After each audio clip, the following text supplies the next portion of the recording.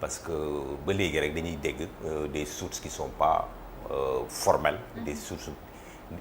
boo xam ne jógewul sur les pouvoirs étatiques ni de Cheikh Dieng. Donc mënuñu pour le moment joxe ci suñu avis wala apprécier la chose comme il le faut. On constate simplement que le président de la République ci prérogative il a libre choix de nommer au poste civil et militaire nommé woon na ko ça fait quelques mois dégommé na ko teg fa keneen peut-être il y a des choses à comprendre et à expliquer mais on attend de voir. d'accord ginnaaw si loolu naka nga jàngatee li nga xamante ne moom mooy politique générale du Sénégal ndax nag grand parti quoi qu'on puisse dire mi ngi bokk ci coalition Diomaye président mais avant loolu moom grand parti dafa demoon ci li nga xamante ne rek moom mooy élection présidentielle yi est-ce que def ngeen réunion d'évaluation? Pour dire qu'effectivement que grand parti avec son leader le président El Hadji Malick Gakou était candidat aux dernières élections présidentielles de 2024. Bokkuñu woon sur la coalition Diomaye président parce qu'on était candidat au même titre que le candidat de la coalition Diomaye. Mais bokkoon nañu en amont si Yewwi Askan Wi et pour revenir un peu sur la charte de Yewwi Askan Wi qui disait que dañuy ànd si élection locale yi après élection législative bu ñu demee ba présidentielle yi képp koo xam ne yaakaar nga ne war nga taagaan baagaanu askan yi tu te présentes aux populations. L'essentiel que bu doy am na deuxième tour le candidat le mieux placé si Yewwi Askan Wi moom la ñuy jàppale mais si baaxu yàlla mu abrégé du loolu yëpp ñu économiser du temps et de l'argent ba le président Diomaye génn Sénégal yi jox ko confiance avec 54% des suffrages. Donc logiquement pour respecter suñu engagement de la charte ak respecter lépp loo xam ne ñu ngi ko doon ànd depuis 2016 avec le président Sonko moom ak le président El Hadji Malick Gakou donc le grand parti et son leader fenn rek mooy place am auprès du président Diomaye l'accompagner l'encadrer jàppale ko pour mu réussir la mission. Comment ça? Absolument. Est-ce que c'est pas un choix facile quoi? ñëw rek ànd ak kii jiite nguur gi noonu. Mais c'est un choix qui s'impose à nous pour deux raisons. Benn bi comme wax naa ko sànq ñoo bokkoon Yewwi Askan Wi te charte bi moo ñu tënk. Deuxième bi nous étions dans l'opposition farouche au président Macky Sall ñun benn adversaire la ñu amoon mooy Benno Bokk Yaakaar et son leader wala képp koo xam ne génn na nekk candidat jógee Benno Bokk Yaakaar mais ñeneen ñëpp c'était des concurrents donc il faut ñu def nuance boobu. C'était des concurrents dans le cadre de Yewwi Askan Wi nga xam ne ku nekk am nga droit taagaan baagaan askan wi. Nous avions un projet de société mooy suñu programme alternatif Suqali Sénégal ñu bëggoon ko proposer Sénégalais yi mais malheureusement les Sénégalais ont fait un choix sur un de nos candidats de Yewwi Askan Wi dañuy accepter choix bi jàppale la pour être conséquent avec nous-mêmes. Mais Yewwi n'existait plus ci même bi ngeen di dem. Non Yewwi ba léegi mu ngi. Yewwi nu mu existé non nag. dans les faits. Peut-être que ne conjoncture politique bi moo mettre un peu en vise ou bien en retrait la marche politique de Yewwi Askan Wi mais mu ngi fii ba léegi les leaders qui le composent sont là ba léegi mais fu ñu toll ci conjoncture bi ci actuellement ci situation politique bi mooy soit tu es de l'opposition ou bien tu es du pouvoir. Nous serons très mal à l'aise d'être de l'opposition parce que ce qui a fait aujourd'hui président Diomaye ñu fal ko nous avions contribué parce que depuis 2021 ba 2024 dafa am clivage politique entre Benno Bokk Yaakaar wala de l'opposition incarnée par un très grand leader le président Ousmane Sonko qui a su tirer la locomotive de Yewwi Askan Wi il faut ñu reconnaître loolu méritam la ba ñu demee ba tollu fii suñu projet de société les Sénégalais ne l'ont pas accepté ils ont fait un choix sur quelqu'un mais pour être conséquent avec nous-mêmes dañuy jàppale le président Diomaye feneen leneen bu ñu defoon wala posture bu ñu amoon autre que ça les Sénégalais dañuy jéppi dañuy xeeb voilà. man loolu jaaxal na ma nag Omar grand parti taxawaayam. Bon, grand parti je pense que quand même il a raison parce que grand parti Malick Gakou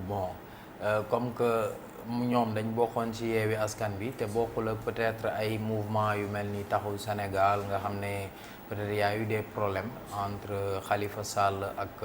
Ousmane Sonko mais grand parti jusqu'à présent dégguma benn coow boo xam ne am na digganteem ak Pastef donc c'est normal peut-être que ki nga xam ne moom mooy Malick Gakou jàppale le nouveau régime man de yaakaaruma leneen ci moom quoi je vois pas peut-être Malick Gakou comme gis nañ ni il s'est opposé sous le régime de Macky Sall il a été ministre ministre des sports ministre du commerce bu ma juumul waaw léegi nag bon gis nañ ce qui s'est passé moom xeex naa nguuru Macky Sall léegi nag bon comme que ils étaient dans la même coalition mooy Yewwi Askan Wi léegi nag Malick Gakou il était candidat comme les autres donc c'était normal mu dem essayer pour am dara jàpp naa ne sax bu fekkoon ni deuxième tour am na Malick Gakou peut-être il allait soutenir la candidature de Bassirou Diomaye Faye donc actuellement gis nañ ni comme que Diomaye moo nekk ci nguur gi ce serait mal vu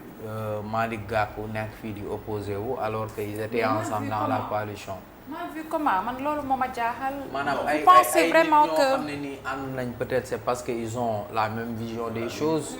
waaw parce que ils étaient dans Yewwi Askan Wi amoon charte boo xam ni tënkoon na leen ñooy ànd ensemble ñooy dem législative ainsi de suite wala boo xoolee législative yéen ak ci biir yéen a ngi woon ci biir Yewwi. et puis pour conforter le davantage. léegi nag bon dañu amoon un programme de gouvernance ensemble. élection législative yi y avait un programme commun de gouvernance bu ñu jëlee assemblée nationale. donc am na lu ñu tënk ba pare. lu ñu tënk président El Hadji Malick Gakou wala beneen leader bu Yewwi Askan Wi bu jëloon nguur gi tamit am na lu nga xam ne ñun ñëpp ñoo ko bokk ñii jël nañu nguur gi mais da leen ñuy accompagner encadrer leen te y a pas de engagement boobu amul condition teg nañu gouvernement bi vous n'avez vu aucun membre de Malick Gakou à l'intérieur mais n'empêche il y a un soutien et ce soutien là il n'est pas nouveau au lendemain de la mise en place de ce gouvernement les bureaux politiques s'est réunis à la tête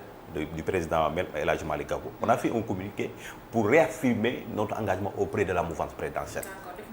def nañ ko ba pare. c'est peut-être lii la gars yi gis rek mais on n'a jamais varié de notre position et depuis ba ñu nekkee Yewwi Askan Wi on n'a jamais eu de problème avec Pastef. on a toujours essayé de gérer la situation politique qui était un peu tendue à un certain moment quand vous vous rappelez ça fait déjà 1 an que Yewwi Askan Wi excluroon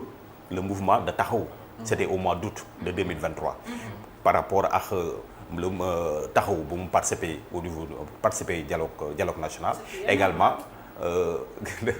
la recomposition du bureau de la ville de Dakar mu indi woon des remous au niveau de Yewwi Askan Wi ce qui a expliqué ñu exclure le mouvement mais El Hadji Malick Gakou et le grand parti ont toujours été constants ci exclusion parti. bien sûr on était de Yewwi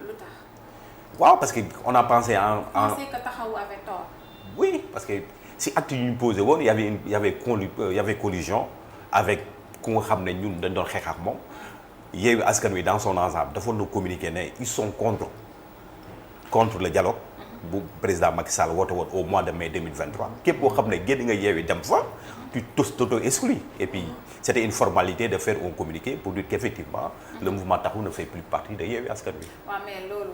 te teewul ñu ngi ñuy wax naan waxtaan am na entre ñi fi ne nii jamono ji ak régime bi fi nekkoon waxtaana leen génne waxtaana fi indi li nga xamante ne mooy loi d'amnistie bi et cetera. loolu lépp exclure leen ko. waaw xam nga politique séquence la. moment bu ñu tolloon waxtaan bi heureusement waxtaan am à la fin sinon Sénégal da doon dugg ci goutte le président Macky Sall était dos au mur il avait pratiquement perdu le pouvoir du point de vue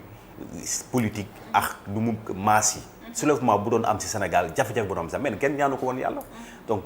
toutes les guerres tous les conflits si waxtaan li ñu mujjee mais l'essentiel waxtaan bi bu nekk sur le dos des populations sénégalaises mais heureusement que les gens ñu mun a accorder sur certaines choses ba le Pastef retrouver virginité wam sur le dos des Sénégalais. non si lan lañu waxtaan sur le dos Sénégal en quoi le Sénégalais ak Sénégalais amnistie bi non mais amnistie c'est une bonne chose amnistie bi c'est une bonne chose pour permettre le président Sonko ak président Diomaye qui n'avait pas de place à la prison génn ñëw participer aux élections mais par contre non dafa naan mais bàyyi ma préciser non bàyyi ma préciser par contre non bàyyi ma expliquer mais par contre les faits de sang les faits de crime Yewwi Askan Wi avait bien dit que ne loolu foofu ñu ubbi waat des enquêtes pour situer les responsabilités. Non. Mais vous pensez qu'ouvrir des enquêtes sur ça mënta dugal les deux gouvernants là mooy le premier ministre et le président de la République. Mais nañu ubbi enquête yi on verra bien. Ils étaient au cœur des faits surtout le premier ministre actuel il était au cœur des faits. À la décharge du président Ousmane Sonko. Le président Ousmane Sonko ce qu'il appelait c'était à une résistance. Mais cette résistance a amené des décès. Waaw, mais c'est la responsabilité de l'État de l'époque, c'est la responsabilité du président Macky Sall. Parce que dañ tolloon Sénégal boo xam ne c'était l'affaissement de la démocratie. Les libertés individuelles et collectives étaient opprimées. Mais il fallait résister,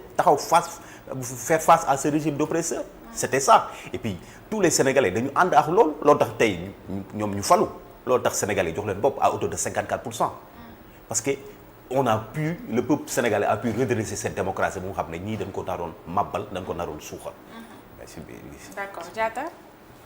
non man ci li ma bëggoon revenu mooy par rapport ak le soutien de Malick Gakou à la coalition Diomaye Président parce que bon je me suis dit j'ai remarqué que ni Malick Gakou ci présidentielle mooy campagne électorale bi il n'était pas assez dynamique quoi par rapport aux autres candidats man voilà je me suis dit mais pourquoi ne pas rejoindre la coalition Diomaye dès le départ que moom mooy jéem a demal boppam parce que au finish ñëpp xamoon nañ ni comme ni ñu ko waxee depuis 2016 ñoom amoon nañ benn accointance ak li nga xamante ne moom mooy Pastef donc pourquoi mu choisiroon demal boppam bon en sachant que entre guillemets que moom du am résultat bi muy xaar par rapport ak présidentielle bi. lu tax mu choisir demal boppam de un nous sommes un parti politique qui a vocation de conquérir le pouvoir donc loolu loi moo ñu ko may. dañuy daagaan baatu askan wi pour jël réew mi. te ba léegi suñu ambition boobu on l'abandonne pas on a un projet pour ce Sénégal bés dina ñëw incha allah Sénégal yi jox ñu bopp mais pour revenir pour élection 2024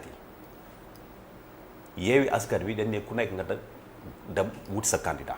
mu am clivage mu am bipolarisation du jeu politique Benno Bokk Yaakaar incarné par Macky Sall ak ñoom Amadou Ba ak le président Sonko mu nekkoon locomotive Yewwi mais élection yi jusqu'au dernier moment des élections kenn xamul woon kan mooy nekk candidat le Pastef n'était pas sûr que dina am candidat. Ni le président Ousmane Sonko ni le président Diomaye s'il n'avait pas cette amnistie duñu nekk des candidats ba jël ba gagner réew mi donc ñun on dépose ñu def parrainage on passe le filtre du parrainage le conseil constitutionnel valide notre candidature on était tenu par la loi et la constitution sénégalaise on pouvait plus revenir di abandonner suñu candidature ce qui s'est passé même ce qu'ils l'ont fait Cheikh Tidiane Dièye ak Habib Sy même du dee wax nañ ne ñoom ils retirent leur candidature mais boo demee ci jour élection seen bureau de vote bulletin de vote dañ koy fekk parce que loi constitutionnelle tënk na leen ba pare ñun on avait plus ce droit face aux Sénégalais di abandonner quelle que soit l'issue que bu ñu xamoon ne c'était déjà biaisé parce que amoon na finalement bipolarisation les jeux étaient déjà faits mais pour respecter les Sénégalais il fallait faire face dem élection xam lu ñu yàlla may ñu jël mais en amont on savait bien que ne les DD étaient pipés. D'accord. Alors Omar beneen sujet bu